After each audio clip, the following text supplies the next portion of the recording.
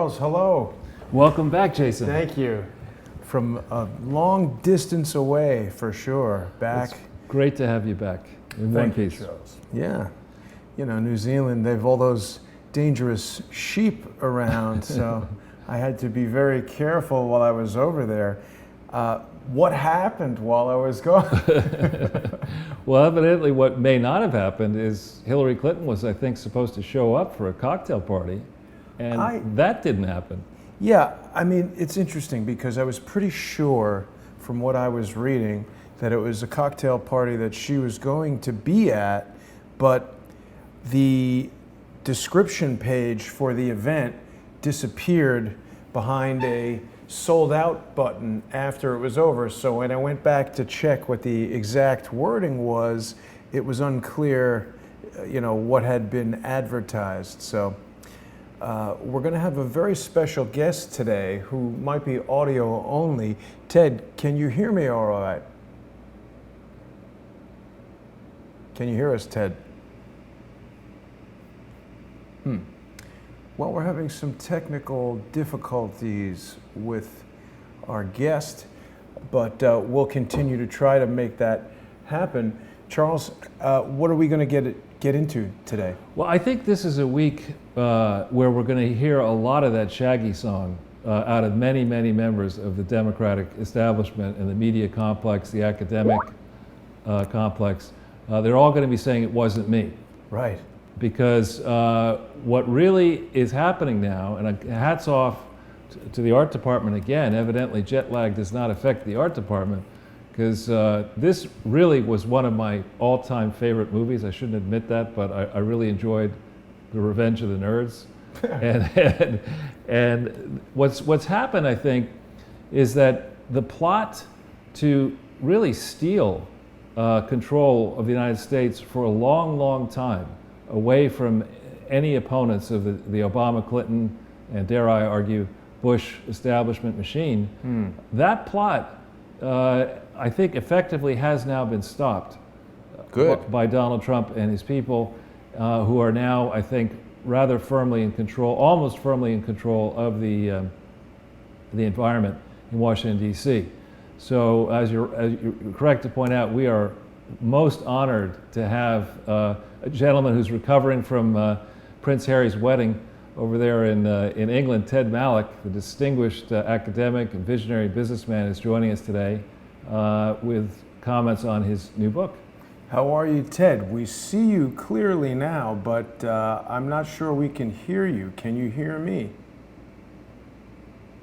We've got no audio on you, unfortunately, sir.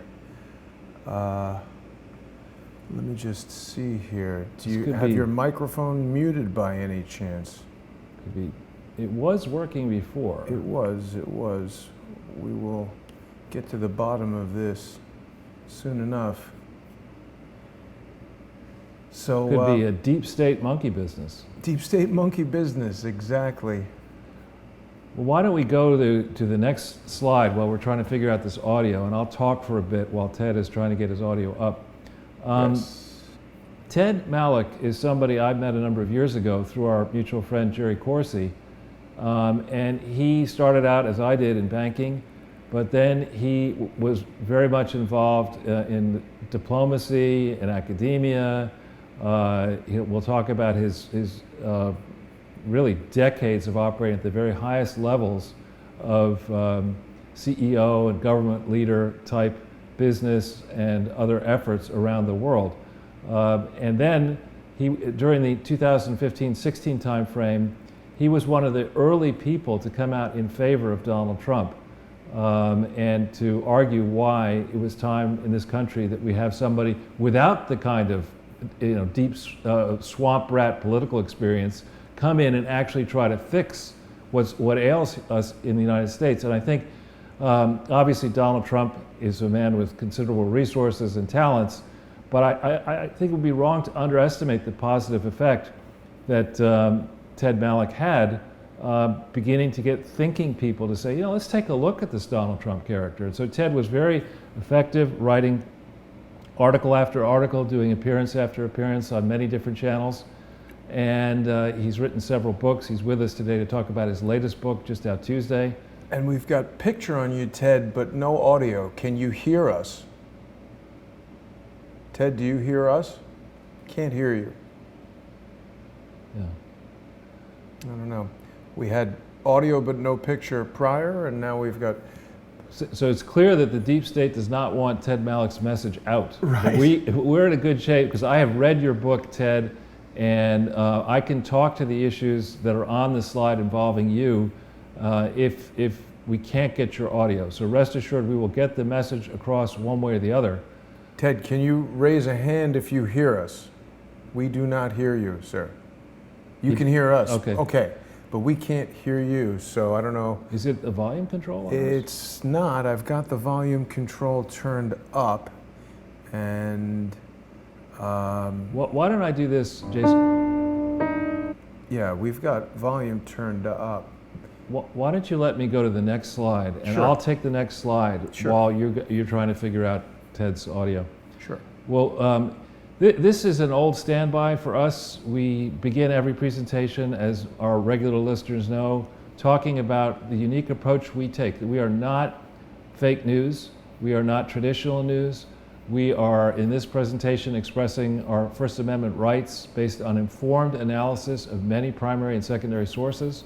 What we like to do is give people a chance to read our sources, explore them. That's why virtually all of our presentations are up on various crowdsourced channels. You can pull them down free of charge. At your leisure, you can go back. We've been talking, Jason, in your absence, a number of very fine people have come to me over the internet and elsewhere and offered to put together repositories of these various documents. And there's one person, I can't say the name, down in South America who's already done that. And there's another person in the Midwest who has volunteered to help with this. There is now, we've done, I think this is our like 73rd or 4th or 5th show. It's getting to be quite a few. Yeah. So there's a lot of information. Most presentations have around 8-10 slides. This is going to be short today with just 5. Mm-hmm. But there's a lot of information in here. And rather than just skim along the top of the waves, as many people who are critical tend to do, I would encourage those who want to engage on the substance of what we're arguing here to get into the primary data, read the books we've recommended, go look at all the primary sources, and you will soon, if you do not conclude very quickly that this is the largest set of unprosecuted charity frauds in history, I can safely say that you haven't done the work that you need to do to get educated on the issue. So we've put up here Ted Malloch's Twitter handle is below mine and yours, Jason, in the middle here. And we also have at the bottom this playlist, which Jason is regularly updating. Sorry. It's okay. Ted Malloch's Twitter handle. Sorry, just trying to... It's right here. Yep. Yeah. Ted, I'm not sure why we don't have audio on you. I think it might be audio and video settings. Okay. Sorry, we've got a few things happening here. Okay, wait. There you go. Got you. Okay, now we have audio. Finally, okay. Thank you should so have much. video too, right? We do. We have everything. I just restarted the computer. I don't know. Wonderful. I Sometimes think that that's you're bugged. all it I takes. personally really think that you're bugged. Okay. Lovely to have you with us, Ted. Thank you so much. Yeah, there are probably a lot of people listening in. Yes. There are. And many of them are friendly, but unfortunately enough of them seem to be unfriendly. Yeah. So, Ted, I don't know how pressed for time you are. We can do your slide first and then finish without you, or if you could stay for the whole presentation, we can do it as you wish. Yeah, let's give it a shot. All right. So why don't we go to the next slide, Jason, if we can? Sure. I just wanted to show everyone Ted's Twitter handle, of course, so people can follow him on Twitter. We're having, in addition to all this other wonderful stuff, incredible computer slowdown here. Right. But people can follow Ted on Twitter at Ted Malloch. And of course, tedmalloch.com is his webpage. And you wanted to get back to the slides. The next slide, yeah. Next slide. So what we're going to do, Ted, is we're just going to this is to set up the discussion of your book. We like to talk every week about the important things that happened in the preceding week. Then we'll get to you, and then we'll talk about what is going to happen, we think, in the coming week. So Okay.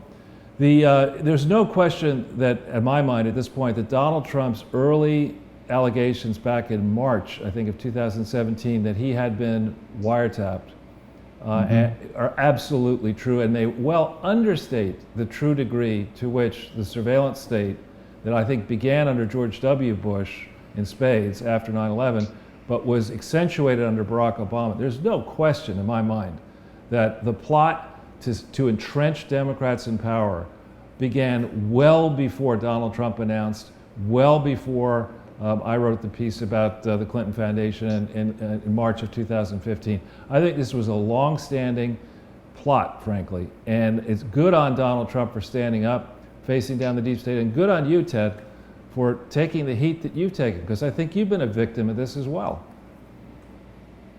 Yeah, well, the definition of wiretap, of course, is something that has been misconstrued because it's not the old-fashioned, guy in the telephone booth tapping your wires. In this case, we have the deep state using all kinds of very high technology, basically to find out what American citizens are doing, and in some cases using FISA courts to do that on illegitimate information. Or over and above that, and I think that it is abundantly clear now, we also have foreign intelligence sources, some of whom are allied with the United States, who are using their intelligence and signals intelligence to spy on Americans and American political actors. And this is verified by someone, if you can believe this, who certainly would be in the know, and his name is Tony Blair. Yeah. It's outrageous. And if we think, when Jason and I got involved with this August of 2017, we realized that the real story here was not simply the Clinton Foundation fraud, it wasn't simply the election, it was the perversion of justice, the double standard that political actors, primarily in the Democratic Party, but I believe some in the Republican Party too, believe that elections are about gaining control of the levers of power and then harnessing those levers of power to persecute your enemies and to entrench and enrich your friends. And that is not what I signed up for as a citizen of this country, and I don't think it's what you signed up for, Ted, and it's boldly illegal. And, there have been other points in American history where certainly there were wrongdoings or people crossed the line, but we see nothing like we have to the extent we have had here in these last few years. We've crossed over the line completely. When I worked in the Senate, it was actually a fairly bipartisan place. People got along, worked together. Obviously, they had political campaigns against their adversaries, but they were, gentlemen, and they carried on their interest in a kind of disinterested way. That is not the case any longer. What we have witnessed, I think, now is something that people are referring to, and I think it's now become almost a trite phrase, and that is the weaponization of intelligence. We have actually seen the intelligence agencies and the FBI used by one political camp to harm the other political camp. And you only have to ask if the shoe are on the other foot. If President Bush were doing this against President Obama or some other historical period in the past, what would we be saying? This is just unacceptable American behavior. It's not only illegal, it just crosses every threshold of wrongdoing. And Ted, do you feel that this is a significant departure from what was done in the 1970s during Watergate? Wasn't Nixon using CIA agents to spy on McGovern? Yeah, if you go back to that period, there at least seems to be some evidence that there were agents both in the White House, so-called plumbers, and agents who were either in the intelligence agencies or who were previously in the intelligence agencies who were used to break in to the Democratic headquarters, which is, of course, the Watergate building in Washington, D.C., down on the Potomac River. And, of course, that brought down the entire government. I mean, it was one of the biggest scandals. I think, frankly, I was in college at the time. but it was one of the biggest scandals, of our lives. And here we have something that goes far beyond that, far, far beyond that. And we can go over the details of what's involved because I try to unearth them in my little book, The Plot to Destroy Trump. But this is a scandal that is, I think, 100 times bigger than Watergate. Yeah, well, let's hold that thought, Jason, and just keep going through these slides quickly, and then we'll get into it in depth in your book. Just to bring people up to date, what one roadblock to getting the truth about the Clinton Foundation and other related charity frauds out was that one of the, if not the biggest Attorney General's office that has a subsection that focuses on charity fraud is in New York. And that office has been run by Democrats, I would argue corrupt Democrats, since January of 1999. So in order to get real focus and attention and get investigators both in the FBI and internationally to go after anybody, you'd have to run through the interference caused by Schneiderman. Well, that's out the door now, and which is a good thing. It's a great thing. So there has been a sea change that I've written 2 articles about so far, and I'm going to be going more and more in depth into it because New York laws on the books are extremely strict, particularly about using an endowment corruptly to enrich yourselves. And I will be demonstrating in chapter and verse in coming weeks how that happened actually in New York from secret offices involving secret allies of Chelsea Clinton and her husband.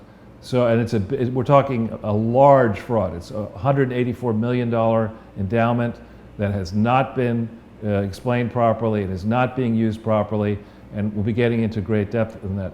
Another thing is that a new fraud, Chelsea and her husband? It's a corner. It's like the whole Clinton Foundation thing is so big, the fraud. It's declared $2.3 billion. This is only a $184 million piece of it. So it's serious. People go to jail for $1 million frauds for a long time. Ask Corinne Brown about that. But Ted, one thing that has happened, which is good, is there's a fellow out of all this in the UK, very persistent, who approached us, Jason and me, a while back, and said, listen, I want to go to my MP, and I want to push my MP to find out what's going on with the UK government's support for the Clinton Foundation via this entity called Unitate. And he did that, and he got, there's now an inquiry open in Parliament because of this guy. It's going to take time, it'll be resisted. A lot of people are going to be embarrassed here, including Tony Blair. And there are a lot of charities that are going to be embarrassed, but this is a positive step that happened in the UK in the last week. And I think in addition to Sunday with Charles and closing in, we might consider a new weekly program called Fraud of the Week. And we could feature a new Clinton Foundation fraud every week. Well, no one knows more on this subject. No one has studied it harder or in more depth than Charles Ortel. So, I mean, the government could go to school on the work he's done, and I hope they actually do take the time. And this means not only the U.S.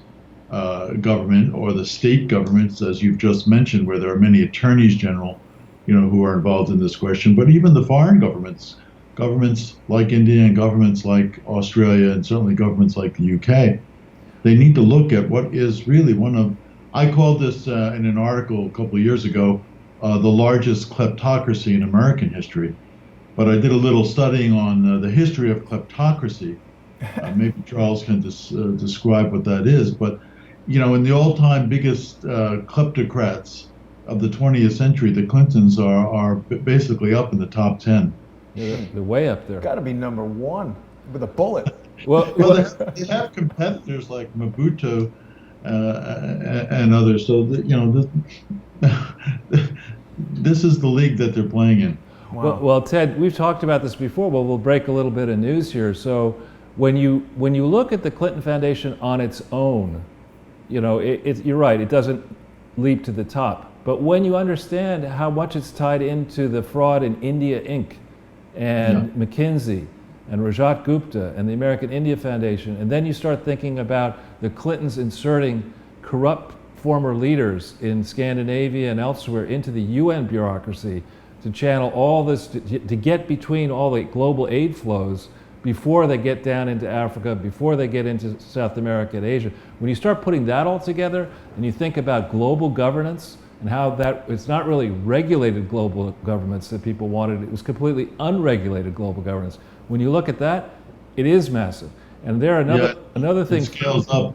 I wonder, I saw the Secretary General Gutierrez was in to see Clinton, I think it was last Thursday, for an hour meeting. I wonder if they discussed this at all, Charles. I bet you Gutierrez was trying to figure out which Swiss bank to use. But one thing for you, Ted, that we've made a contact with the person will remain nameless, but an excellent and well-placed Norwegian who has been spending now, I'd say, almost 2 months looking into this with contacts in Norway and contacts in many of these governments. And he's making great progress convincing African, either former leaders or current leaders, to realize that they've been defrauded. And so I think what we could be seeing here with the degree to which that Donald Trump and his people are stepping up the pressure now, the Horowitz report dropping, I think we could see a sea change, and a very rapid sea change in attitudes coming, thanks to the work you're doing, Ted, exposing the deep state, and thanks to the work that Donald Trump, of course, has been doing. I think Trump is imminently going to make radical changes at the Justice Department and the IRS. I know his efforts to get the, we've got that up later, People can't see that. okay, his efforts to get somebody in the IRS, I think, have been stymied so far because they haven't held a hearing on the guy yet, as far as I know. Right. But I don't know if you want. There is a chapter in my book, Charles, and I think you're footnoted a few times, where I try to tie back the Fusion GPS story back to the question of Uranium-1 and the linkages there. And I do suggest that this actor, who's of course a very wealthy individual named Frank Gustra, who's a Canadian, is very important. And if we're going to look at any one person in coming weeks and months, he'd be a very good one to focus on because he has a double role to play. Oh, absolutely, Frank Justra, and another one is, of course, Alexander Downer. Correct. Yeah, and this Alexander Downer is, of course, tied to the Papadopoulos story, which seems rather fictitious now on the face of it.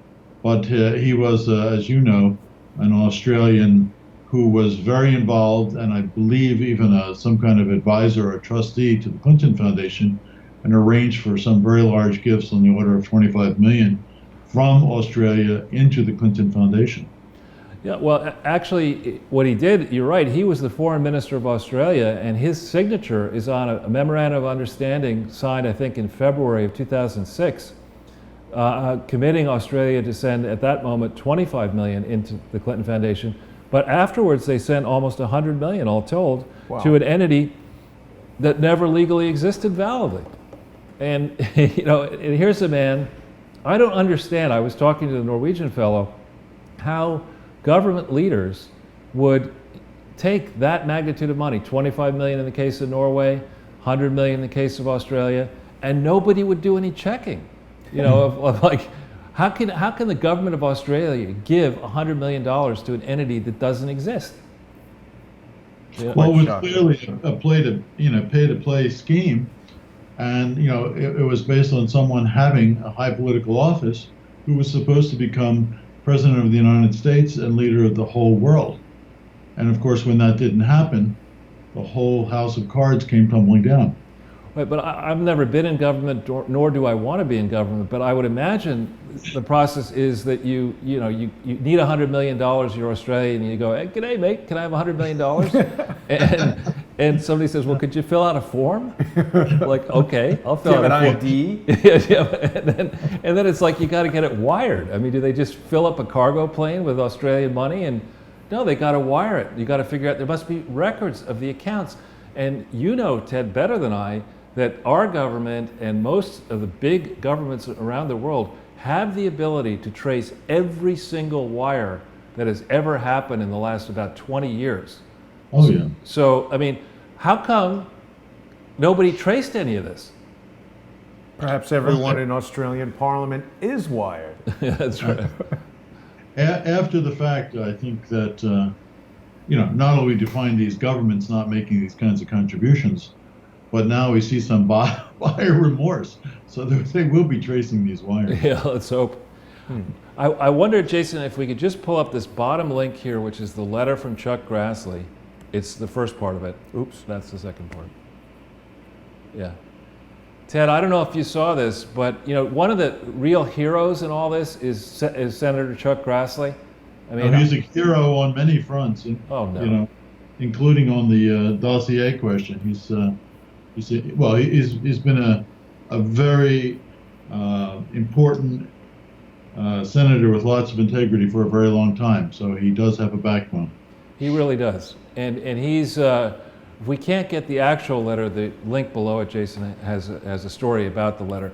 So Grassley has just put out a letter that is brutal against Rosenstein and against this whole process of how exactly did this inquiry start. I want to see. This is the story about it. And I don't know, Ted, do you watch this site, The Last Refuge? Don't know that I've seen that. I've seen so many of these sites, and there are conservative treehouse proliferation of them. So this is the conservative treehouse, and this poster is Sundance. And this person, I don't know who it is, but this person, there's the letter, full PDF below. Do you see that on the right? What is going on? You have deep state interference. There's a full PDF below, right there.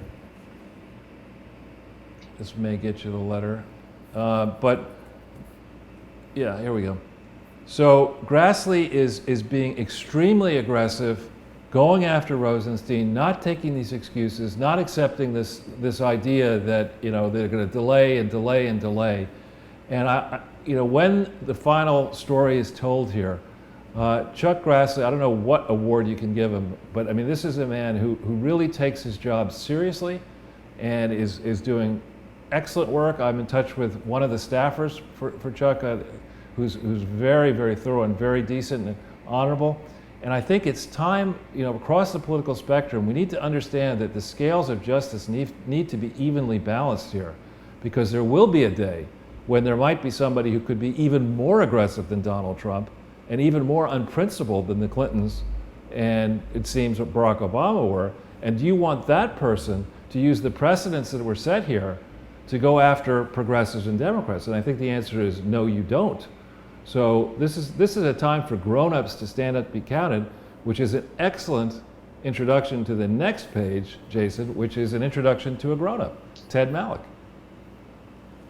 And Ted, what we've got here for you is your bio. If we just could hit that bio link. And Ted, I will not do justice to your introduction, and maybe if you could take a few minutes and tell the audience. Well, we could sum it up. People could read that, but my bio is basically scholar, diplomat, strategist. So those three words, I think, are the best to sum it up. And I've done a lot of things, and I've been fortunate to have been in a number of places, both politically and economically, working with CEOs. And in the last 20, 25 years, I've had the good fortune to run a lot of things that are sort of strategy, foresight, or scenarios planning for large corporations. And I've also been, of course, a research professor at Yale, a professor and a senior fellow at Oxford University, and a professor at Henley Business School. And I've written, my wife says I have to stop writing books. I think I've just published my 17th book. Wow. And you are a descendant, I believe, of Theodore Roosevelt. Yes, distant. Uh-huh. And that And book, of course, is this book that came out just a week, 10 days ago, The Plot to Destroy Trump, How the Deep State Fabricated the Russian Dossier to Subvert the President. And it took 8 or 9 months to write. It's based on public information, so it's not a secret book or something where people are disclosing deep state secrets by any means. But I had the idea in a telephone call with a financial friend of mine some number of months ago, when she said to me, "This is really like the hunt for Red October And I rejoined and said, no, it's the hunt for Red November. And the conspiracy is really on the other side. So it forced me then to go in and take these 1,000 pieces, and there literally are 1,000 pieces, and try to put the puzzle together so that the public could understand it. Because it is complicated, lots of names, a lot of moving pieces.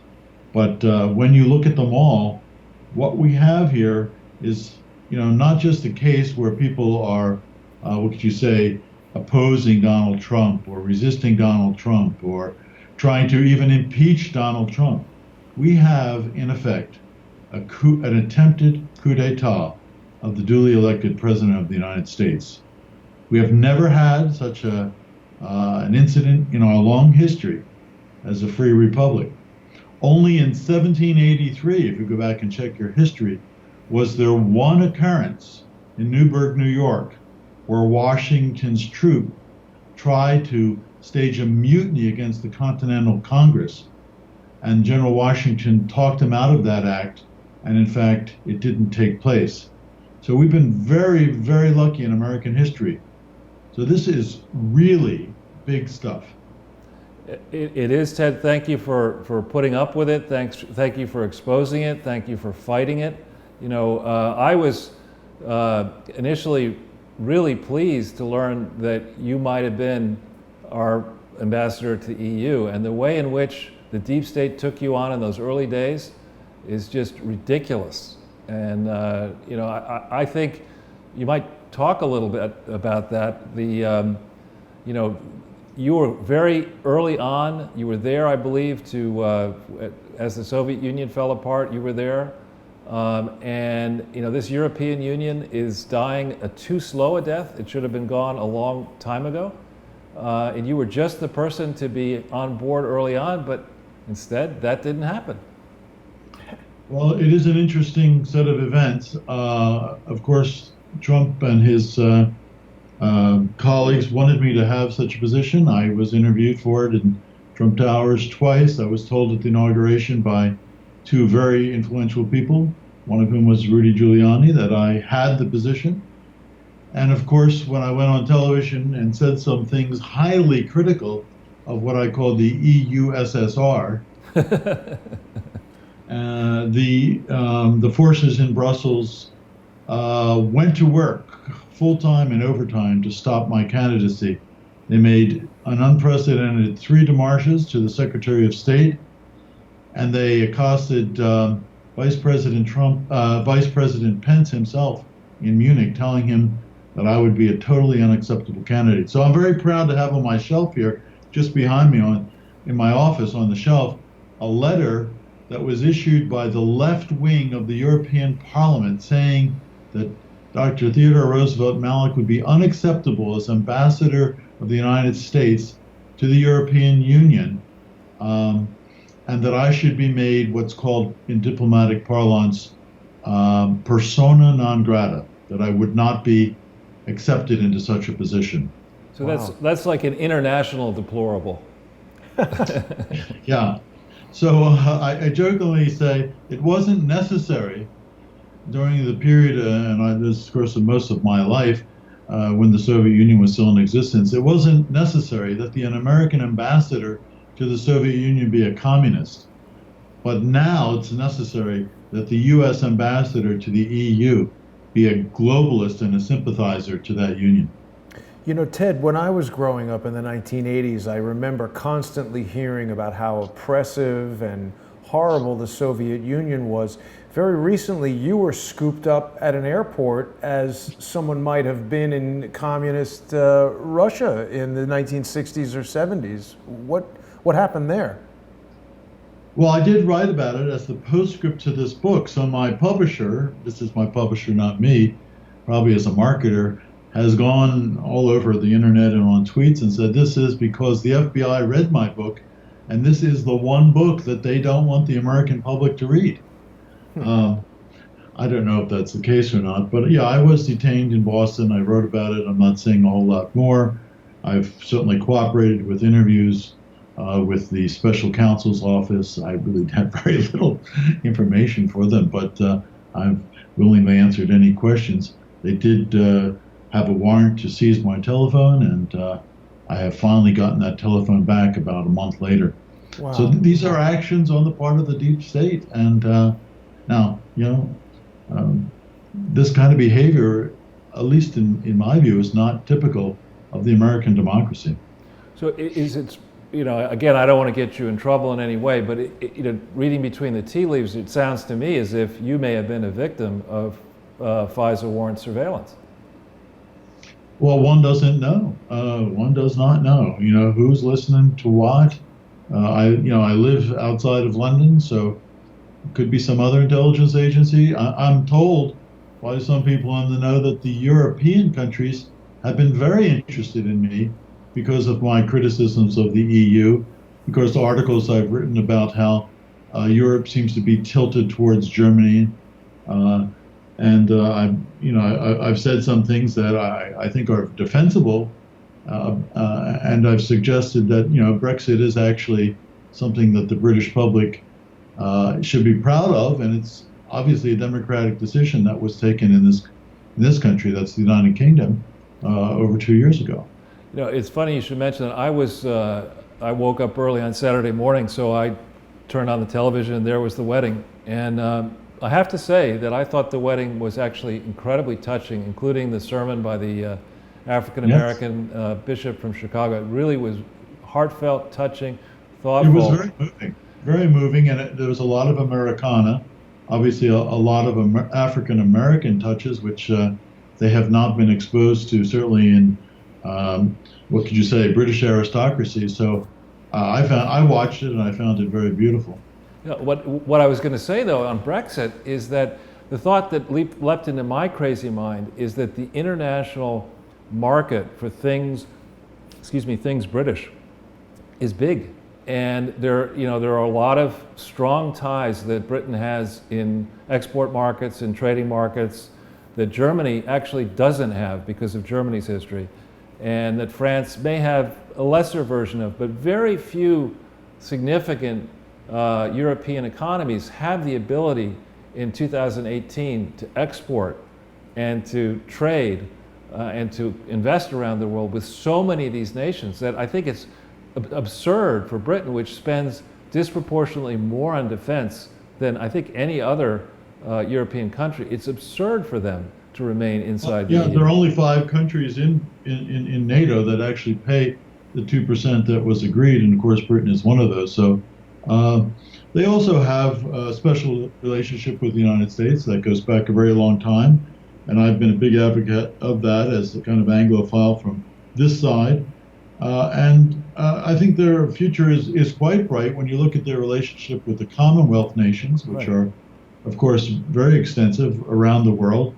And they could have very quickly in ensuing years, I think, bilateral trade relationships with any number of countries that would be very important to their economy, and I would include amongst them the United States. Absolutely. So one thing in reading your book, which I do commend and have commended to our audience, and I'll continue to tweet out and circulate it, I was struck, in the appendix section, I was struck by that Steele dossier. And I wanted to ask, is this the first time the Steele dossier has actually been published?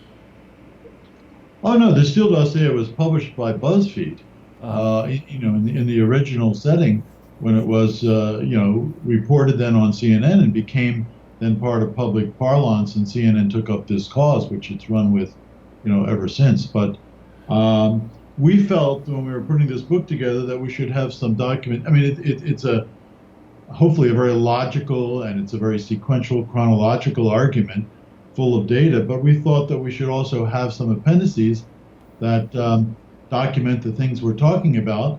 And some people talk about this dossier ad infinitum, but most people have never read it. And if you take the time to read it, it's so fictitious, so silly, so salacious that you would probably dismiss it, in the first few pages. And here we have a government that has used it as a way to defeat a political candidate or attempt to do so, and then to spy on his campaign and to issue FISA warrants. I mean, it is basically, I would say, the critical piece in this whole scenario that we're witnessing in the last year and a half. The dossier is at the center of all of it. Yeah, the reason I couldn't, when I heard about the dossier, I was like, I don't want to read this garbage because it's obviously garbage. But then I went, so I delayed looking at it, and then the BuzzFeed article, but then I did read it in your book.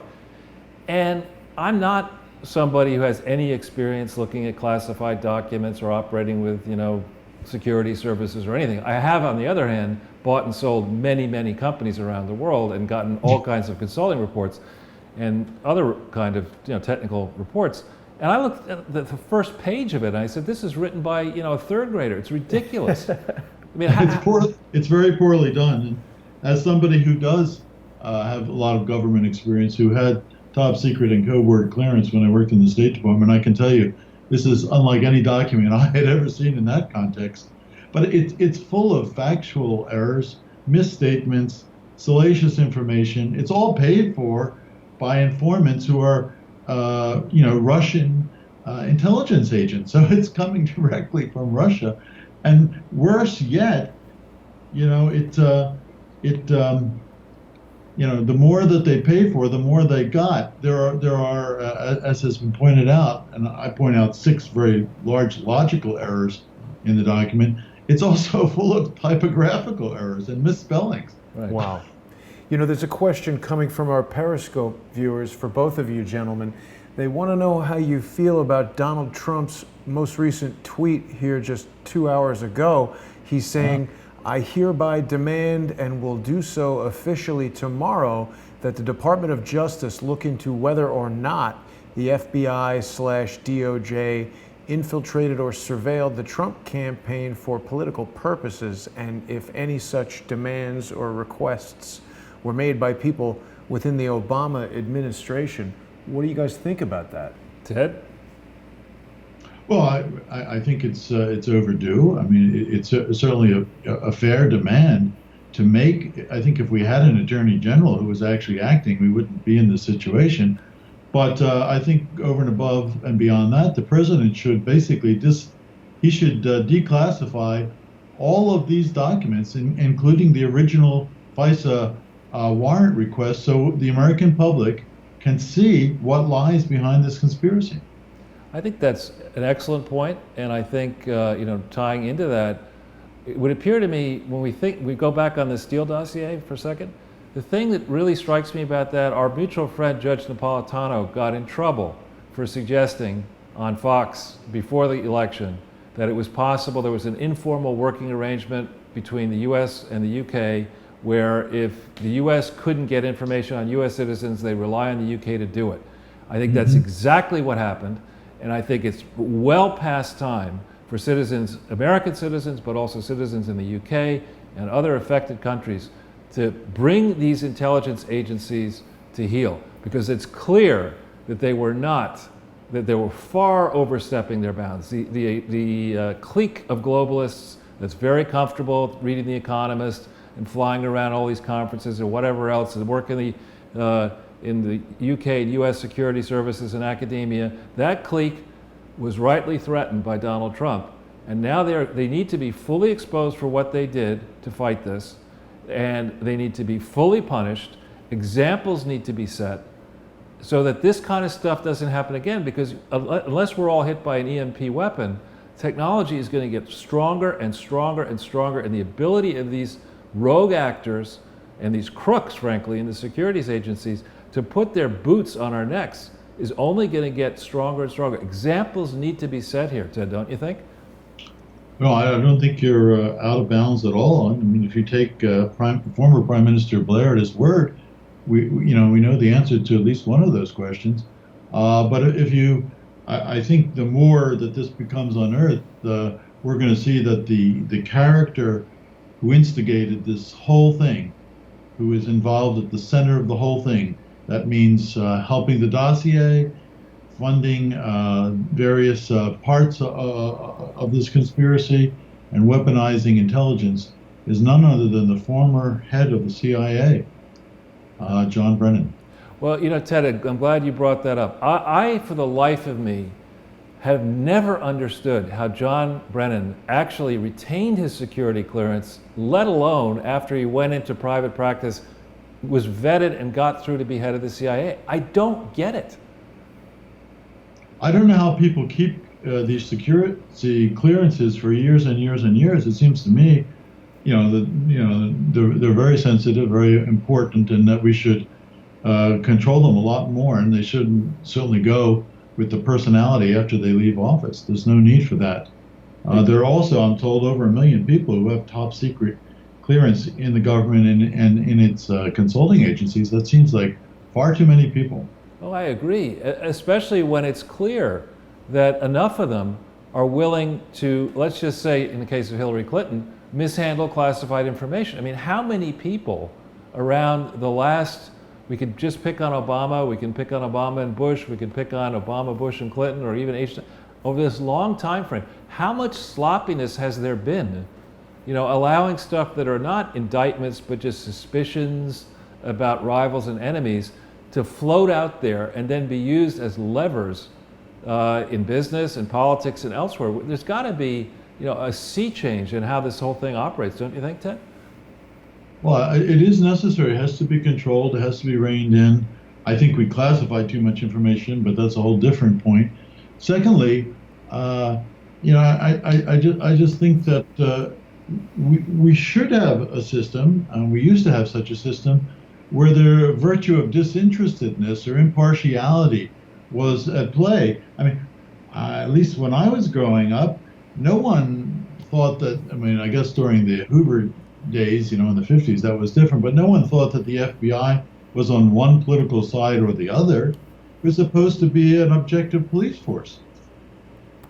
And Charles, you brought up Judge Knapp revealing that foreign intelligence services are used in this cooperative fashion. I think for a lot of people, including myself, that was like a completely unknown technique prior to that. But since then, we've seen a lot of indications that make me believe this is a regular practice. The Five Eyes is now being proposed to move to the Nine Eyes and integrate even more intelligence services. It seems like this worldwide web, for lack of a better term, that's just looking at everybody and acting as one unit. Well, it's insidious because, information is the key in the modern information age, right, to success. And you can become, as the Google people did, as Zuckerberg did, you can become extraordinarily wealthy on the basis of trading on, not illegally on insider information, but by monetizing information.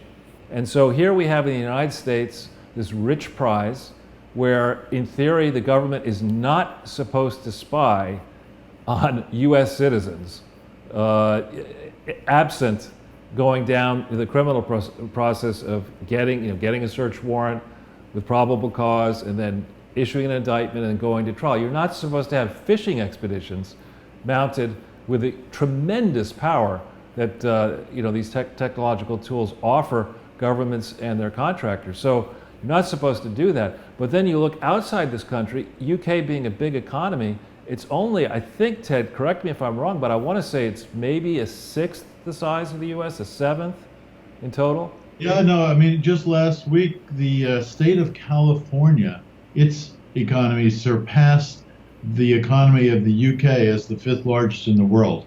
Okay. So you're spot on in terms of your statistics. But there are any number of intelligence agencies, obviously in European countries, but also in countries in the Middle East, in Asia. The Chinese are probably a much bigger threat than anybody else. And listening has become easier and easier and easier. So this is a problem that's going to be part of our future, and we have to get our hands around it. Exactly. So, and then the other one we haven't mentioned is this guy Jake Clapper. Rather, we make James Clapper. We make fun of him almost every week because I'm somebody who I don't like gambling, but so I don't play poker. But this guy Clapper, you could tell when he's lying. He starts stroking his head and looking down. It's just obvious that he's lying, and there's so many clips of him saying, you don't need to hire a psychologist to read his body language, and he's been caught up. There's some beautiful tapes of him testifying before Congress when it's very evident that he's not telling the truth, and he has not been telling the truth recently. Interesting, he's one of the co-conspirators in my plot to destroy Trump most seriously, but he and he and the former CIA head are now both talking heads, paid pundits on CNN. Yeah. Giving us 2 more reasons not to watch CNN. As if you needed them. Well, Ted, tell us then, if you would, give us more of flavor of what you want the readers to take away from your book. What are some of the important lessons learned that you explain in your book? Well, there are some bombshells. I mean, I do go into depth about Christopher Steele. I call him Steele Christopher, sort of in the James Bondian sense, about his days as an MI6 agent. I think there's a lot more to know there. He's a specialist, if you didn't know this, in disinformation. He's a committed Fabian socialist. He has been from his college days, and he is politically opposed to President Trump. In fact, in one of the famous emails that we've seen now after the fact with the FBI, he says that he is passionately opposed to seeing Donald Trump as president of the United States. So he has a little bit more than motivation. He's an interesting character. And of course, the key agency in this whole concoction is Fusion GPS, the infamous opposition research firm who concocted this whole Red November storyline and was the one that paid Steele $160. Steele did all this for $168,000. I find that hard to believe. So I'm wondering, and this is one of the questions I ask, I don't have an answer to it, is who else is paying Steele? Yeah, and how? Probably they're giving him Europeans are expert, some of them, at having offshore accounts, not necessarily to hold cash, but maybe to hold a warrant or an option or something that you can argue today doesn't have a lot of value, but so you don't have to declare it. But if a few things change, magically it's worth $100 million. I would guess there's something like that going on with Steele. And of course, Steele's researcher, his collaborator, who wrote the dossier, I think, with him, and there's proof of that, is a woman named Nellie Orr, who is the wife of Bruce Orr, who is the top official in the Department of Justice, who's working on the Trump case, and she is on the payroll, if you can believe this, of Fusion GPS. It's ridiculous. It's too much. These storylines are almost too much to believe. If I were writing, a Tom Clancy novel, I really could not have put this kind of stuff together. And here it all falls right in our lap. And this is the big plot then, to conspire in a sense to delegitimize and then depose the president. And this whole thing was hatched, as I say, well before he was elected. And now this week we find out it was probably concocted even before we thought it was started in June or July of 2016, because the CIA and FBI had somebody embedded in the Trump campaign, as they call it, as an informant, as a spy. See, what I wonder, Ted, and this may be, overly conspiratorial, or maybe it's just, as Jason likes to say, what do you call yourself, a conspiracy realist? Yeah.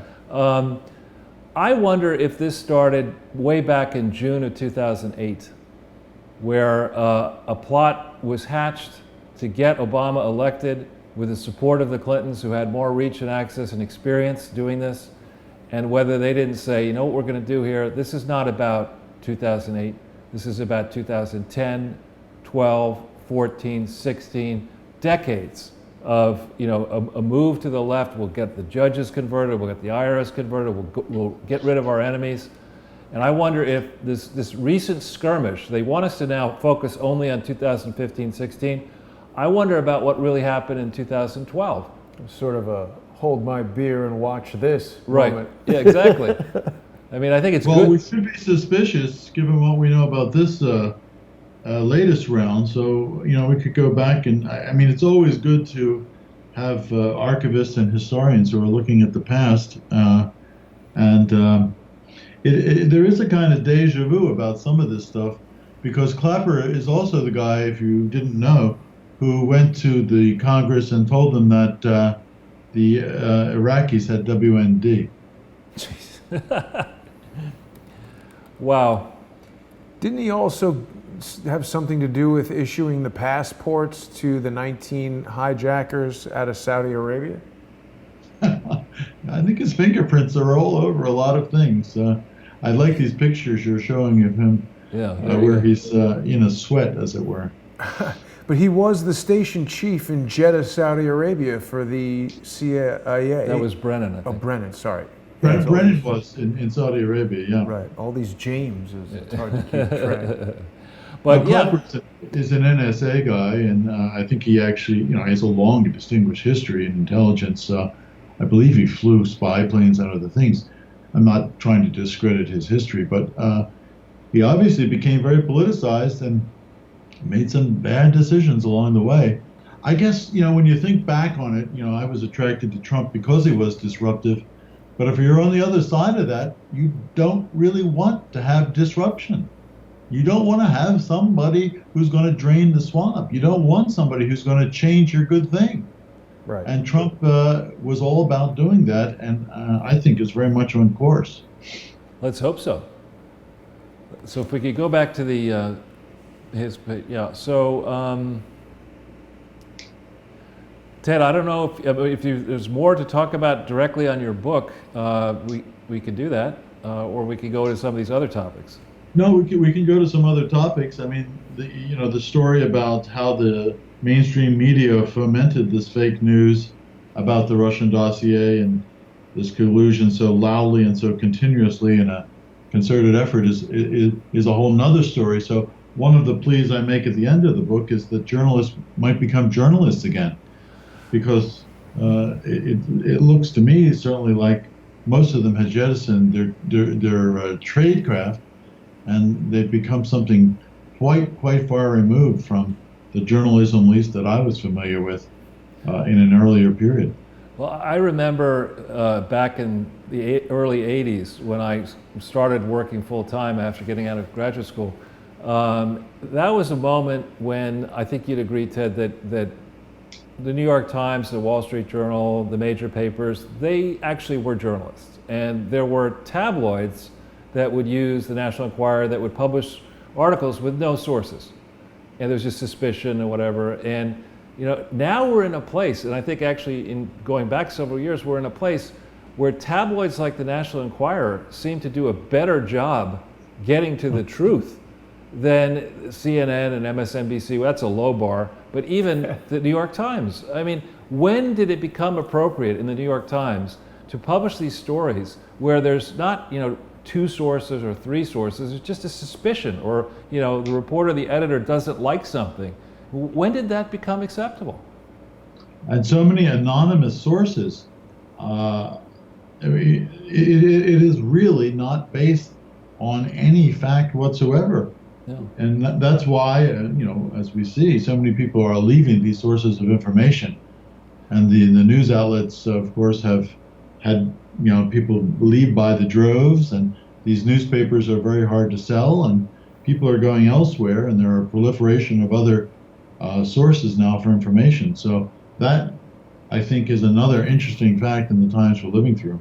And then, of course, you have as well, you have a lot of experience with, as you mentioned, at Yale and Oxford, two wonderful institutions once, and also, I gather, with think tanks and other things. This whole complex of, well-endowed institutes and universities that can, gin up a study to make a politician look good or bad, and interact, immediately get the study's results whipped up into a frenzy in the media complex. That whole thing, when I think about it, looking at it as, and I know you have more experience looking at charities, when I think about a charity is not supposed to create any kind of private gain. Mm-hmm. That doesn't mean financial gain. That means any edge or advantage. So an educational institution is supposed to be a center of learning, by definition, involved in education. And many of these universities have become so politicized that obviously there's indoctrination going on in the classroom, but there's no diversity of intellectual opinion, and they're willing to. I mean, when I was at Yale, I used to jokingly say the far right wing at Yale begins with Barack Obama.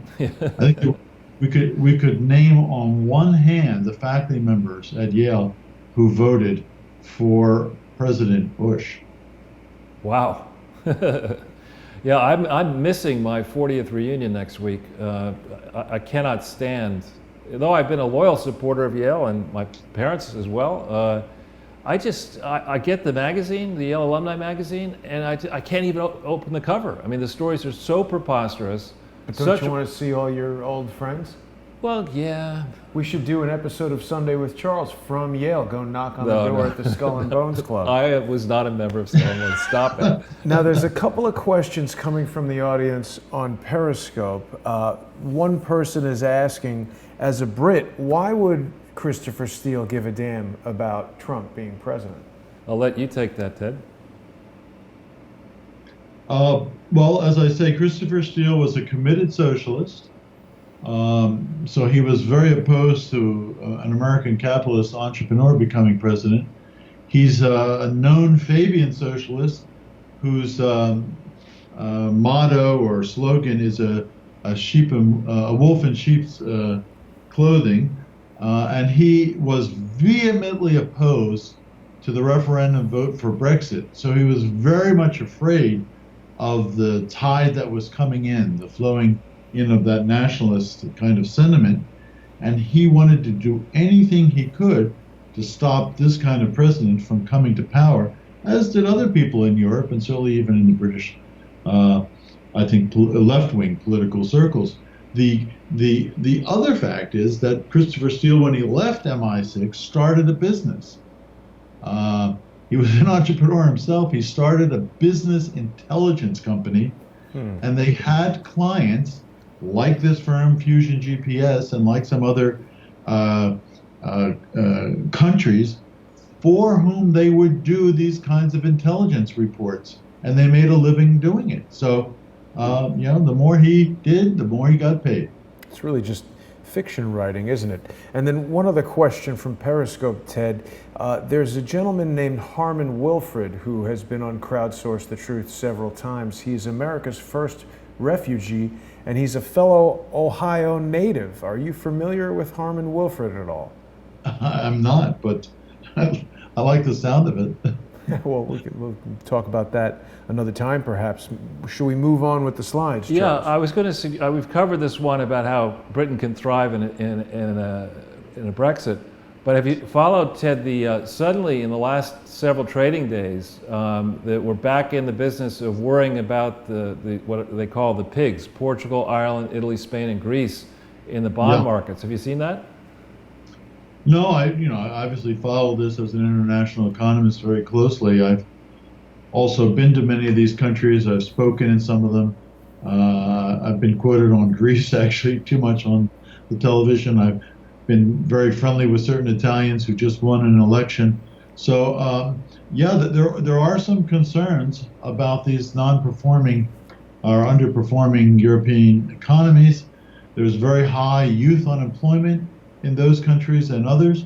There's also, I think, the whole proposition of the euro, which is really a fake currency, which is propped up by Germany and the European Central Bank, and it actually ties down many of the countries that you have listed on this list, who can't make their own economic policies, who can't change their monetary policies, and can't control their own inflation. Yeah, I think we could well be. We're seeing. I'm actually relieved to see on the U.S. the 10-year Treasury yield is now above 3%. I think it's going to go higher. I hope. And there are a number of emerging countries, of course, whose large debt is denominated in dollars, and that's going to be very painful for them as we ratchet up over the next coming months into the next year. And you couple that with some of the, I remember whenever it was that fellow coined the BRIC concept, Brazil, Russia, India, and China. And certainly now in Brazil and India, there are exploding, in the case of Brazil, it's many years in the making, India only recently, fraud scandals. one wonders how long it'll take for those same sorts of bubble problems to emerge out of China. Russia is actually, it's amazing to me that they're able to do as well as they're doing under sanction. They don't seem yet to have the same kind of problems, but that's something to watch. And then, Ted, this story of Iran threatening, this one here, you don't have to pull it up, Iran threatening to name the names of the people who took the bribes. Wow. That's, Well, I don't want to encourage them to do it, but I sure hope they do. On this show, Ted, you can encourage them to do it because you would be joining me in that. I mean, it would be very interesting. I see, Tyler and others have written about this, and one can only guess, who's on that list. It would be very, very, very interesting. And of course, Kerry is still out there acting as a kind of rogue agent on behalf of the Iranians, which is actually ludicrous. Yeah, and guess where he's teaching now?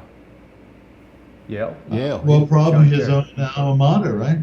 Yeah, he's back teaching. I had somebody tell me on the eve of the 2004 election that they had proof that Kerry was a responsible, I will not reveal the name of the person, but they had proof right before the 2004 election that John Kerry was turned down at Harvard Law School over their review at Harvard Law School of his doings in Vietnam. That's Really? why he didn't get in. The Swift boat stuff. Well, no, the basically siding with the enemy. Well, And that they didn't think, at that point, Harvard didn't think he was fit material to be a lawyer. wow. And I also have another friend who knew John Kerry when he was just starting out, and he's a nitwit when it comes to basic understanding of business. He's a spoiled brat. He's got all that ketchup money. Now he does. But this thing on the bribes, Ted, I think what likely may have happened, there's a story that came out this morning that all of that money, that 150 billion, may have been in the form of foreign currencies. Now, how did we come up with 150 billion of foreign currencies, and why did we send that? However we may have sent it. I think what may well have happened is that the U.S. was told to pay off Iran we need 150 billion, and Iran was told you're only going to get 100, something like that, and then 50 went off sideways. Would not surprise me at all. Oh, well, that's a very nice shakedown, I guess. I mean, I know that because there are pictures of this, some billions, I think 1 to 2 billion, were actually delivered in foreign currencies in actual hard, dollar bills, euros, Swiss francs on crates on an airplane into Tehran. And there's nothing suspicious about that, Ted. Now, didn't a fair amount of money go missing when Hillary was Secretary of State as well, out of the State Department? Yeah, the number was, I think that I saw quoted was $93 million. So, it wasn't like, what did you say, a rounding error or somebody, bought pencils on the side, $93 million. Right. I think out of the State Department, there was even more than that. I think it's more like the billions. I remember a figure of 8 billion that couldn't have been accounted for.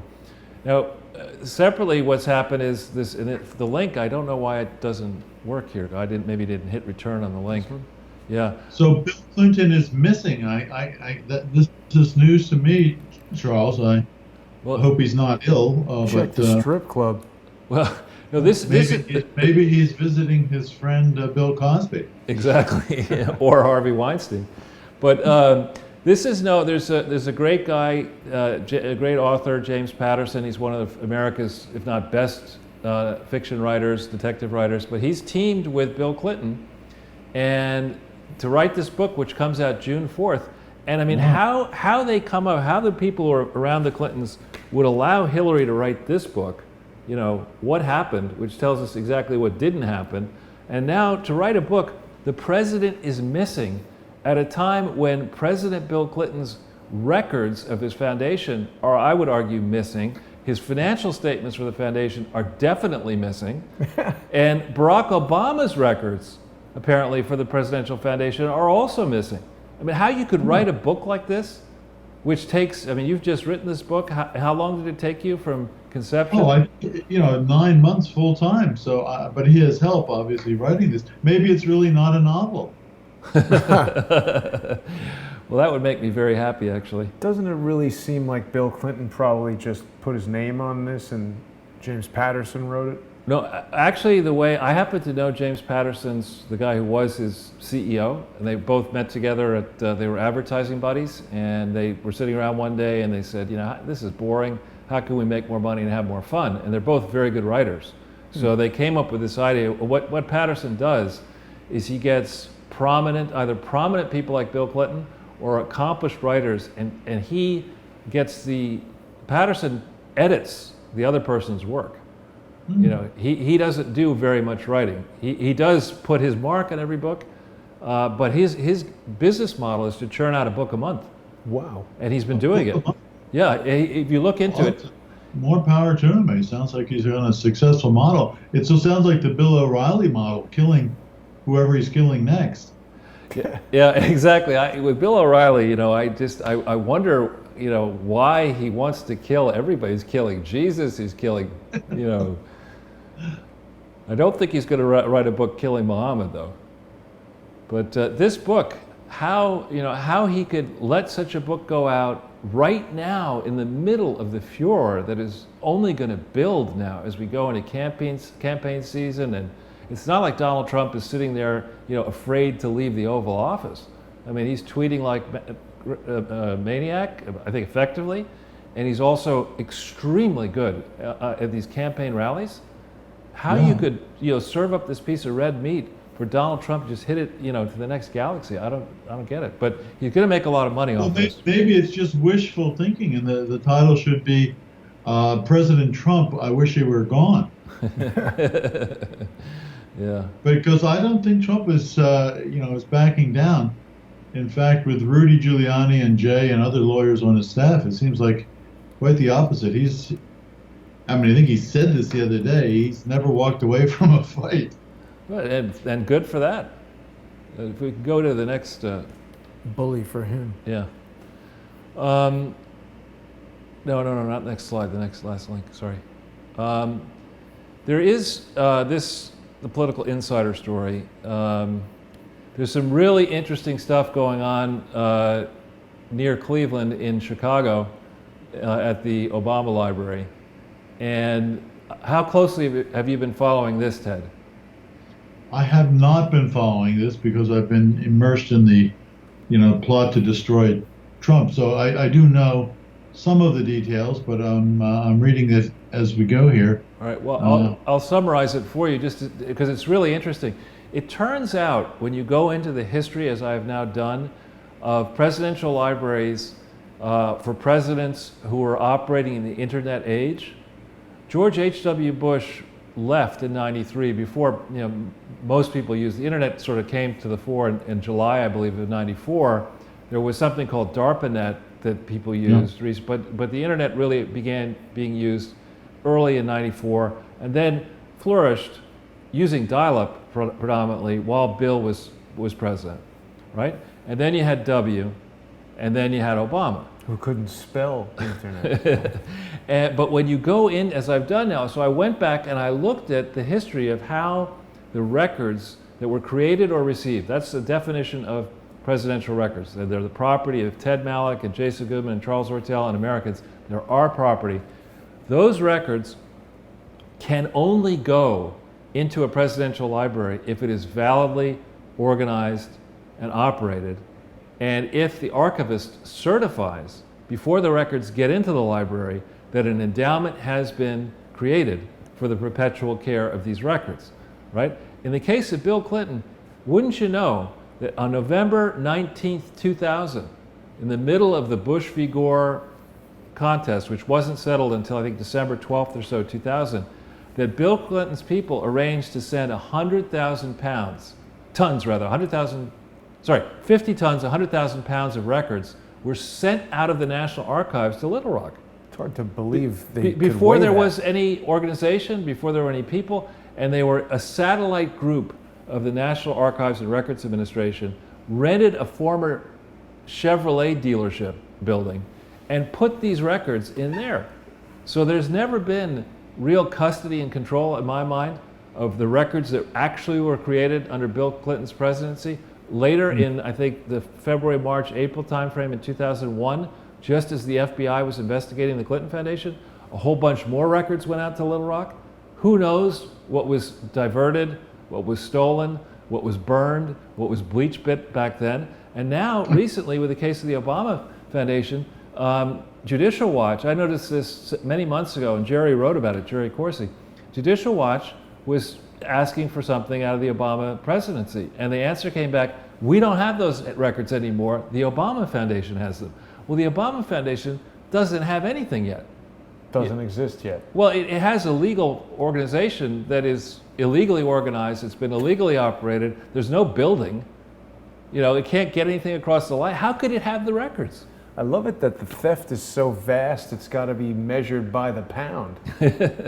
But, or the ton. But if you think about it, back in the day, when well before the internet, when I was doing mergers and acquisitions in all these complicated deals, and you still printed documents using a printer, not like use a commercial printer, you would think carefully before asking a secretary to type something up that you'd handwritten.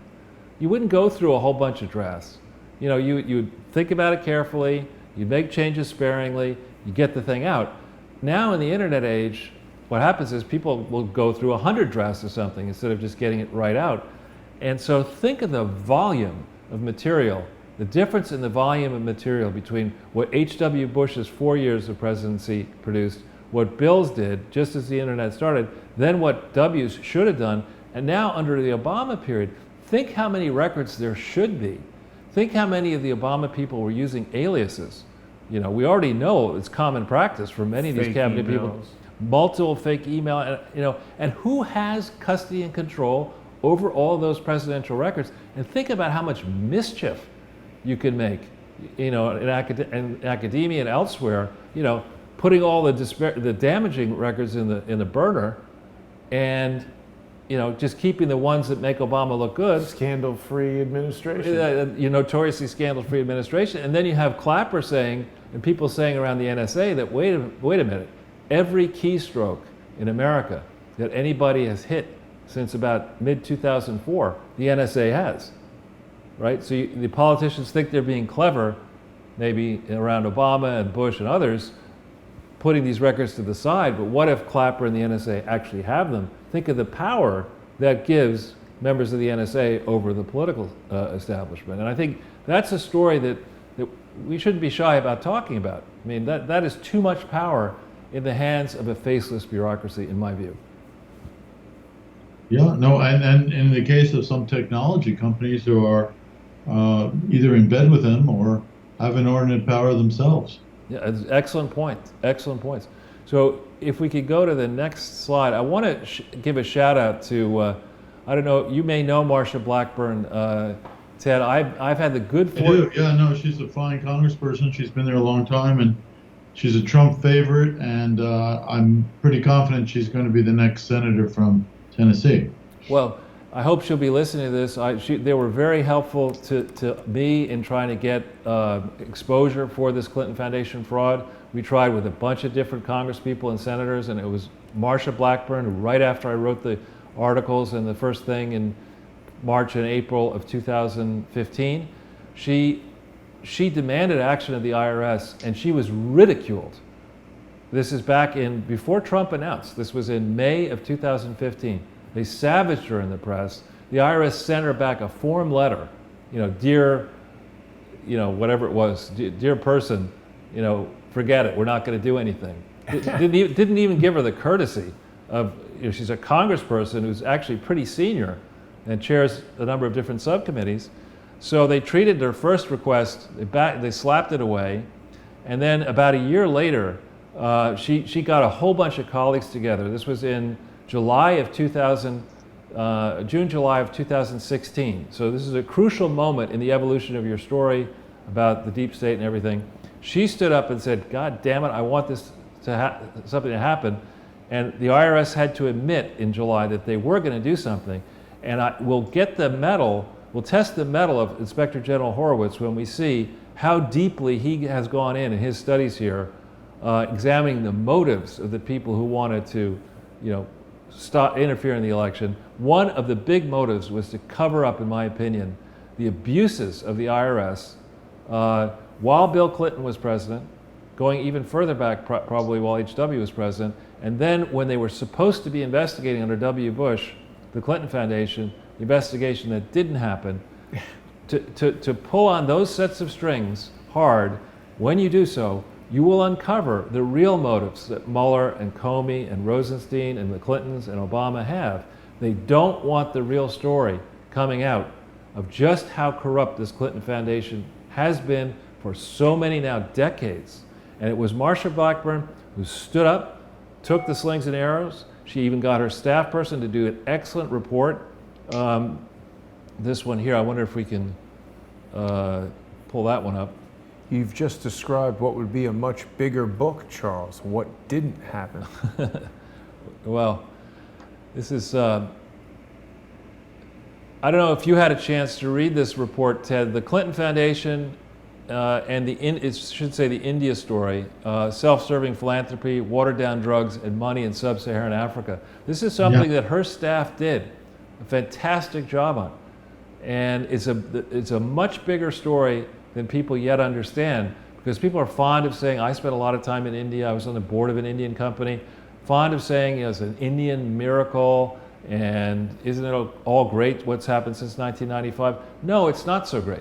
What's happened since 1995 is that Indian regulators, you think it's bad competing for lax regulations between London and New York. In India, there are no regulations, particularly for the bigger companies. And so the Indian government encouraged multinationals to go manufacture stuff, do outsourcing in India, and then they did not take care of and control of the secrets of the formulas or whatever.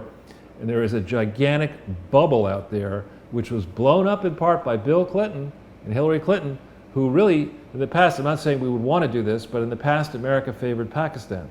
And it was under Bill that we shifted towards India and inflated this gigantic bubble. So she laid the groundwork in this great work that was done back in 2016, right before the election. And if we go back to the slides, Jason, we don't need to pull it up, but there's a big rally going to be in Nashville a week from Tuesday after Memorial Day. It's going to be a fantastic rally. Well, Donald Trump is going to do one of his trademark rallies in Nashville. Marsha is running. She's going to be front and center at that rally. I don't know how many of those rallies you've watched. I've watched many of them. And it's not only American theater, it's American history. And it's just wonderful what he's doing. Well, that's definitely one to, put into your calendar and to look forward to, because Trump will be pretty wound up by then. And it's a great audience in Tennessee. I'm sure that will be very enthusiastic. A lot of deplorable people out there. And I think Nashville is famous for something. What is it, country music, I think? And barbecue. Yeah. So there might be a little bit of warming up for the crowd beforehand. But with all this as background, we've talked, Ted, about this before. I don't know if you've read Cheryl Atkinson's book, The Smear. Oh, yeah. No, I know Cheryl, And so page 242, she talks about in her book, right after Marsha had stirred up the IRS, the New York Times refused to cover the fact that there were 4 FBI field offices investigating the Clinton Foundation in August of 2016, and that's around when Sally Yates gave the stand-down order, it's rumored, to McCabe and others to shut this thing down. And I mean, Horowitz had better cover that in his report, or we'll know. So you're saying Sally Yates' fingerprints are on this one too? Yeah. Yeah. They love stand-down orders. They gave that in Benghazi as well. That's right. They're good at that. So I think we're at a place, Ted, thanks to your excellent work and others, we're at a place now, a rare place, where people on the right and people on the left are beginning to look at what has happened since September 11th, 2001 in particular, or maybe going all the way back to 1988, and they're saying, wait a minute, this experiment has helped, Mark Zuckerberg, and it's helped these cronies, and it's helped the Clintons, but it hasn't helped the average American, whether you're left-leaning or right-leaning. When you adjust these income figures, and the wealth figures, et cetera, to try to adjust for inflation, which is tough to do. But when you do it, and you adjust for after-tax income, and you adjust for, how quickly the costs of things that can change your fortune have risen, like education. From '88 to the present, the cost of education has far outstripped wage growth.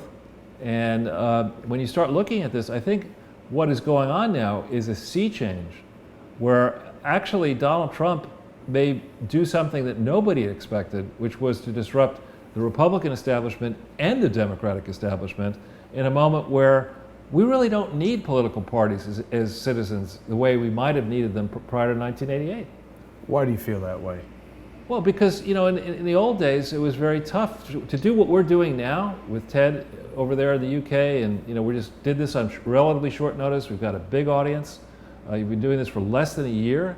Yeah, you can circumvent or disintermediate and thereby, some of these institutions, I think political parties amongst others, are less and less necessary. I mean, they're in effect no longer ideologically supportable, and they, all they do is come into existence to help elect people during a short window to collect funds to do that. So they may have much, much less importance, I think, looking ahead, particularly if there are more candidates like Donald Trump. So let's hope there are. So we're on the final slide in the next page, and all right, so we're hearing over here, Ted, I don't know what you're hearing, that this Inspector General report, Ed Henry of Fox said this morning that it may be out midweek. Well, we've been hearing this though for some months, and then it gets delayed and delayed. I think it was supposed to come out in March. So I know I watched the talk shows this morning, and people are saying, including Congressman Gowdy, that he set up hearings for the first week of June, which should suggest that it's imminent. Yeah, and it would make sense. I mean, I don't know how long this report's going to be. I doubt it's going to be 1 million pages. It's probably going to be hundreds of pages. And it would make a lot of sense to get such a report out before Memorial Day, so that those of us reading?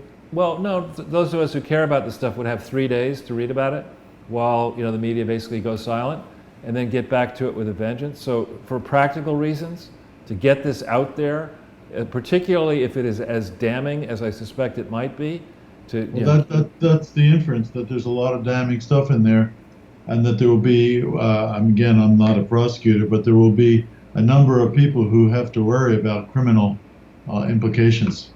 Yeah, on that, you probably saw Joe DeGenova, he's a friend, and I'm sure you know him, saying that James Brennan better get himself a good criminal defense attorney, and I think that's, and he wasn't thinking of Joe DeGenova doing it, he was just saying, you better get yourself a I doubt it would be him.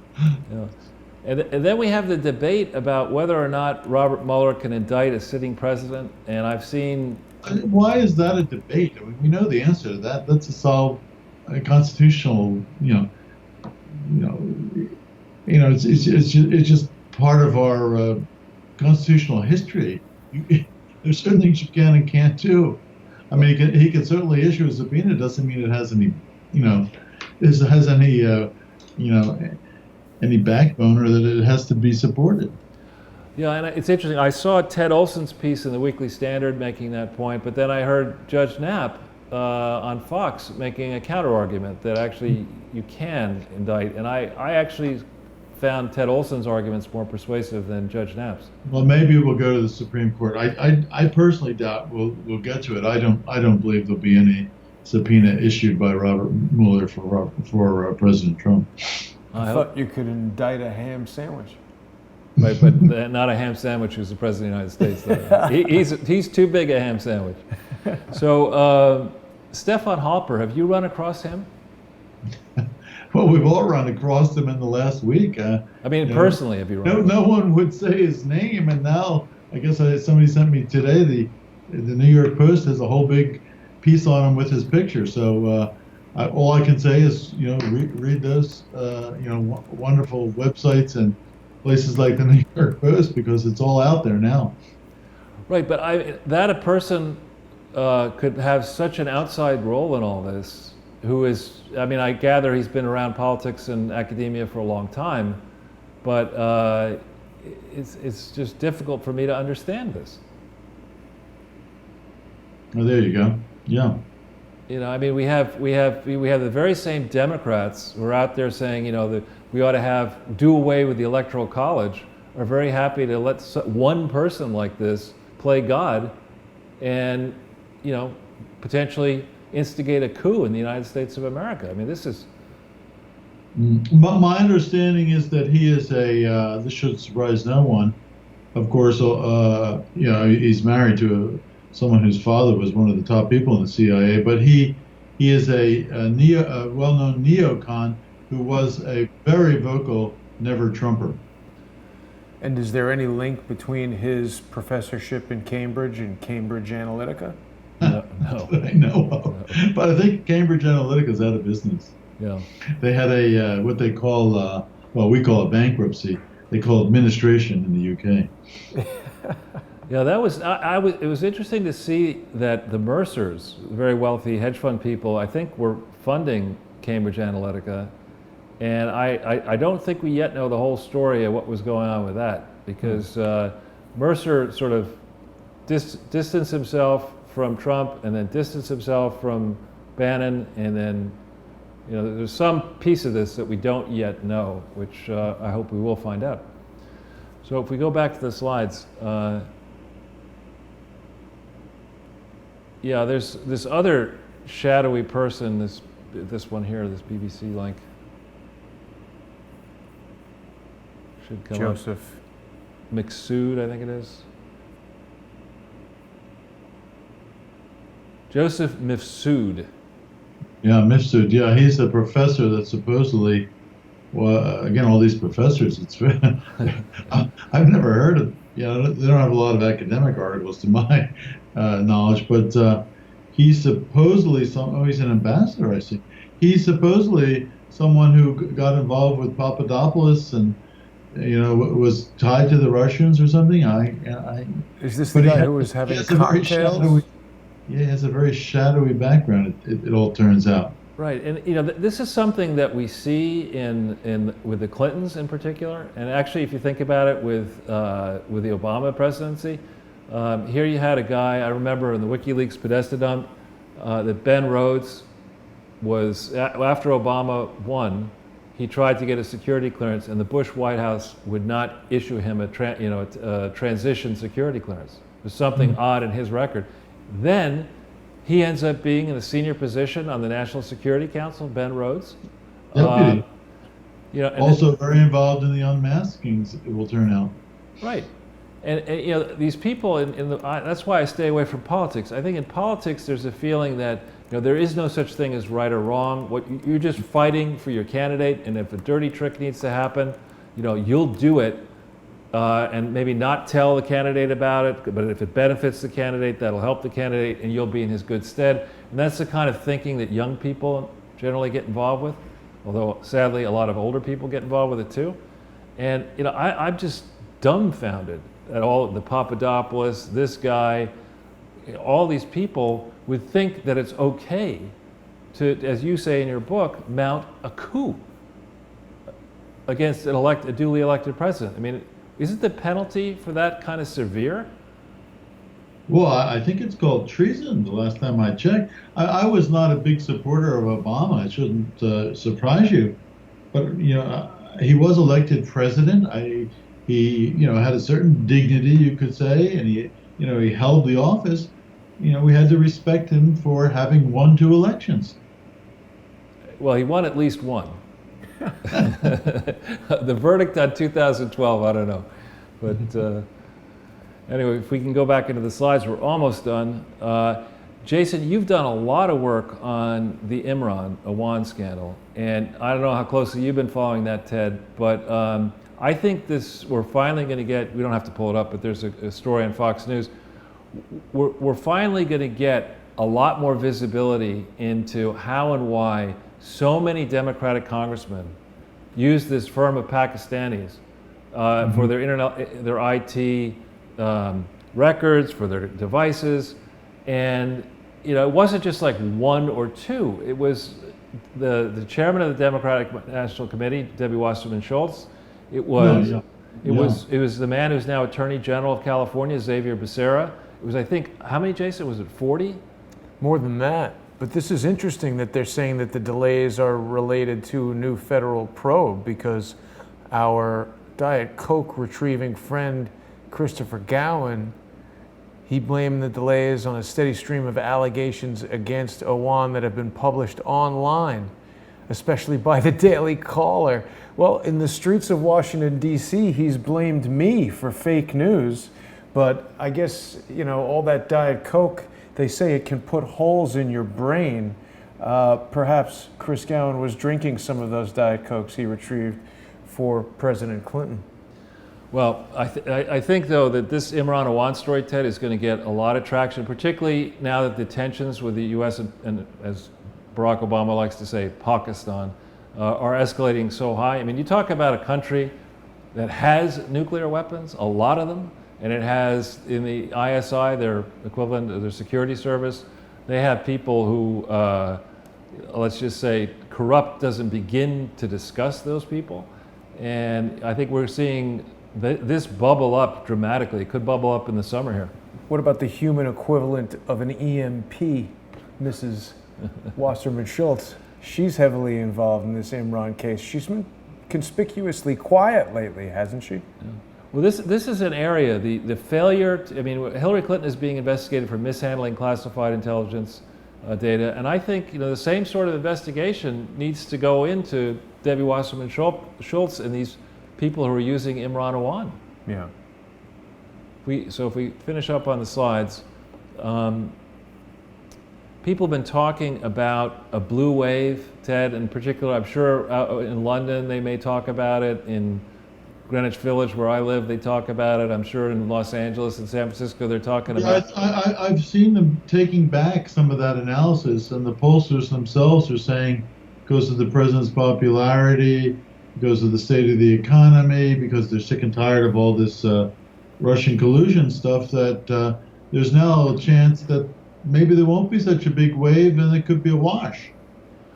Well, I would go so far as to say, I think if we have an economic, stock market crash, or something that hurts the pocketbook, the wallets of the average American between now and election, then I won't be quite so confident. But if Americans continue to see rising incomes, rising after-tax incomes, if there are any of these mooted foreign policy successes in Korea, in Iran, or elsewhere, putting Europe back together, I think we could very well see actually a red wave, not a blue wave, but a red wave. Well, I think in the Senate, it's quite likely that we'll pick up, that is, the Republicans will pick up a number of seats. I know one of my close friends, the Attorney General in Missouri, is very likely to win in that election, and there are a number of others where I think we're very well positioned. There are a large number of Republicans, of course you know this, who are retiring from the House of Representatives. So part of the story would be which candidates are we actually putting in those races that can win.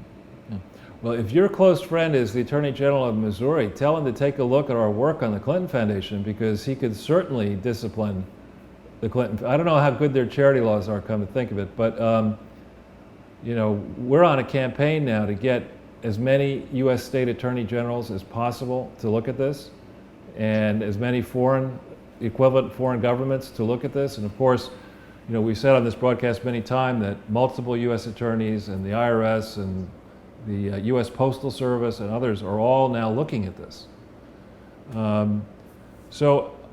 Another thing, when we talk about inflation, inflation is insidious, cost inflation. And I don't know if you see it over there in the UK the way I see it in the U.S. now, Ted. I think inflation really, in food, as we talk about education, it's going to be offset. Yeah, no, it's bubbling up, and obviously in energy costs as well.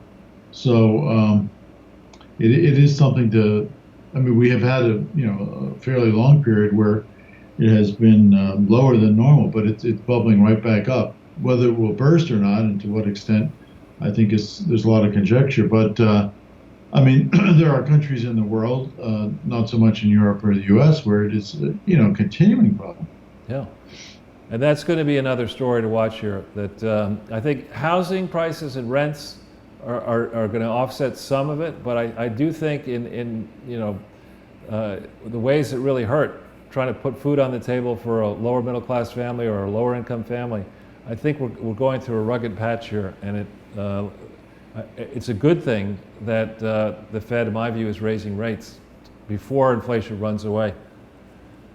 So, and we're almost done. We have the, we don't need to pull either of these stories up, Jason, but I've been watching with concern. Now China apparently is landing its long-range bombers on these disputed islands, and It happened this weekend for the first time. So, I mean, many of us, I'm not a political military analyst, but it seemed very predictable to me that they weren't just making coral reefs out there. right.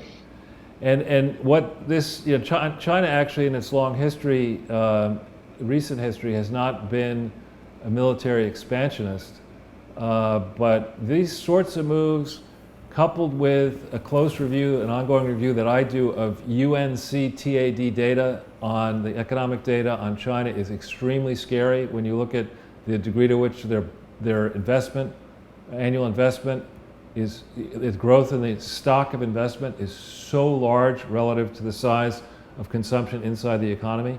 And I think this, seeing worrying economic signs and aggressive military moves point to me that there could be big danger in the Chinese economy, not even before you consider what Trump is trying to do addressing trade fairness and other issues. Yeah, I know. There have been some very good analysts on China, which I got in trouble for a number of years ago, saying would at some point implode. You're not allowed to say such things about China, but their economic balance sheet, is not one to brag about. Right, and I think, and the last point here is that Iran. I think Iran is feeling far more pain than the mullahs are letting on in their aggressive speeches about Trump and America. I think these sanctions are really biting, and I think the internal resistance movements, the people who were put down in 2009, see an opportunity here. And so I'm actually quite hopeful, barring unforeseen disaster, that the aggressive moves Trump's made on Chinese trade, on North Korea, and on Iran, and on Europe actually could all fall in place. Doesn't Iran have a C-130 No, airplane it looks filled like with a brilliant strategy from where I sit, and the Europeans are not happy with at least 2 out of those 3, so they haven't been our ally, at least in this round. And when it comes to Iran, they're meeting rather continuously to try to find ways to continue to do business with Iran. But I think the larger European countries, I know Siemens said this last week, will just find it impossible to trade off small business opportunities in Iran for the entire U.S. market. Well, it's so pleasant doing business in Iran, I'm sure, compared to doing business in the United States. Well, I've never been there. It's one of the few countries in the world I've never been to. Well, Ted, you've been very generous with your time. Are you going to go on a book tour now? Or are you? Well, I don't think we do book tours anymore. We do lots of social media and we do lots of television when we can. And I was on Tucker Carlson, I guess, last week, and the book sales went through the roof. So I guess that's the way we sell books these days. That's very good. James Comey and Hillary Clinton have done book tours. If you want to get yelled at by Laura Loomer, you can do that. Yeah. Yeah, no, I'd love to go on The View. Yeah, right. That'd be fun. So are you, and where are you now? Where's your primary focus these days? Are you? Well, my primary focus has been this book and getting it finished. My next focus is going to be over the summer, taking a few days off, working on a couple of corporate projects that I've been working on for various corporations, and attending my youngest son's wedding later in California. Oh, great! So, Congratulations. Family affairs. Great. Well, thanks again, Ted. Thanks for everything that you do. Well, thanks for all your great work, Charles. I read everything you do, and there's no one with the thoroughness that you have. So, continue apace. Will do, sir. Thanks again, and have a wonderful evening. Thanks. Bye. Bye, Ted. Well, there we go, Charles. Ted Malloch, the book, of course, The Plot to Destroy Trump. People can get that from Amazon, or perhaps if they choose a retailer that is not owned by the CIA, they can get that all over the place. But that was nice speaking with Ted right there. Good to hear from him. Well, I think one thing you learn, I think, through this process is that when the media starts howling at somebody, like a Trump, like a Malloch, like a Bannon, you name it, it's probably because they're very threatened by that person and what they stand for. And when I had the good fortune of meeting Ted, spending time with him several years ago, and he's a measured and thoughtful guy. He's been at this for a long time. He doesn't come out of a traditional academic environment. In other words, he didn't get his PhD and then just stay in academia his whole life. He's done a lot of different things. As he says, he's written 17 books. It's a lot. Good luck. I'm having trouble with my first one. I don't think I've read 17 books. I have. But no, it's a real treat to have him on. We'll follow his stuff closely. We encourage the crowdsourcers to please buy his book and read it and share it. Jason, I don't know if you have anything you want to report about your research. There were some late-breaking stories that came in that we could talk about real quickly. I had those over here. Where did we have that? Okay, so this was on Zero Hedge about Putin asking for Iran's exit from Syria meeting with Assad. What did you think about this one, Charles? Well, if this is true, this is really hopeful in my view, because when you think about, I've been saying all along, you think about the punishment that the Russian economy has had under sanctions now, for now, how many years is it they've been under sanction?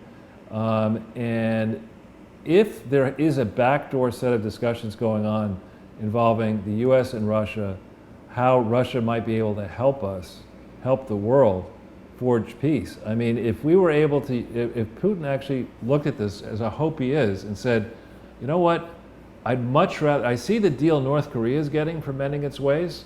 I like that kind of deal. I like to be off sanction. I'd like to be, get a whole bunch of Western investment, which would make sense actually for Russia to invest. If the US and other foreign investors were to invest, not throwing money into Russia, but cautiously, judiciously, into helping Russian companies that have distinctive global technologies sell those technologies and products and services into primarily the Western European market, Eastern European market, maybe into the US. There's a tremendous opportunity to do that. So if actually the Russians see the economic potential, they exert great leverage over Iran. And if they can convince Iran to get the hell out of Syria, we could dramatically reset the peace process, kicking Iran out of these troublesome other countries. I did an interview actually for Sputnik News with the great Ekaterina Blanova, articulating some of this, and she was of the opinion that it's unlikely that Russia is going to abandon traditional allies like Syria and Iran. But what if they did? Suddenly Russia got together with us, and now we've got Iran standing alone. We've got Israel unified with Saudi Arabia and the Emirates. I mean, you could actually see the potential for Middle East peace, lasting Middle East peace, and a whole change in the way in which we in the West worry about Russian military might, Russia worries about NATO and the US arming. I mean, you could see a gigantic tectonic plates move for the better. But isn't Russia concerned with Syria because of this natural gas pipeline? And doesn't Russia currently control like 80% of the natural gas in Europe? Well, Russian natural gas does flow. A lot of it does flow into Europe. There's other pipelines trying to go into Europe, but there's also our liquefied natural gas that we're trying to export, and other things we're trying to export into Europe. So I think they'd have to balance out. Russia is trying to become less reliant on the energy sector, and going all in to try to go up against the West when you don't have a very diversified economy, and when the United States is already spending on its own many times what Russia is spending. it doesn't seem like On it doesn't seem like the most intelligent route. Is this a mini Putin, Charles? I don't know how tall either gentleman is. I think this guy's pretty tall, and I don't know. I don't believe Assad looks tall. he's pretty tall, unless he's standing on a chair or something. Giant Assad. Well, so I think that's all we've got for today, Charles. So perhaps we'll see everyone on Wednesday as you continue to close in. I hope people will become sponsors of Crowdsource the Truth. It is a community-sponsored resource, and as I go around the world to New Zealand and Los Angeles and the various places, the bills add up. So if people are enjoying the shows, enjoying the reporting, I hope they'll go to patreon.com/crowdsourcethetruth and become a monthly sponsor coming up towards the end of the month here. It's amazing how quickly time's flying. We're almost halfway through 2018 already. People can also make a one-time sponsorship payment at paypal.me/crowdsourcethetruth. Charles, thank you very much again for another excellent Sunday with Charles. I'll see you later. Thanks everyone for watching. See you tomorrow. Thank you.